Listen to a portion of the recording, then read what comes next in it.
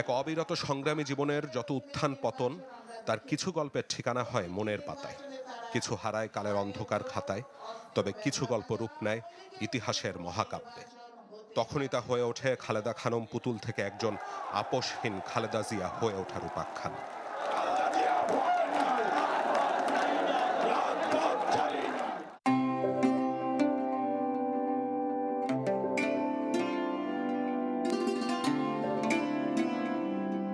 দ্বিতীয় বিশ্বযুদ্ধ শেষে পৃথিবী জুড়ে যখন শান্তি এলো, সেই সময়টাতেই দিনাজপুরের এস্কান্দার মজুমদার ও তৈয়বা খাতুনের ঘরে জন্ম নিল ফুটফুটে এক মেয়ে। অত্যন্ত গোছানো সঞ্চয়ী স্বভাবের সেই পুতুলই পরের জীবনে হয়ে ওঠেন দেশের প্রথম নারী প্রধানমন্ত্রী, যার রাজনীতির শুরুটা ৮০ দশকের উত্তাল এক সময়ে।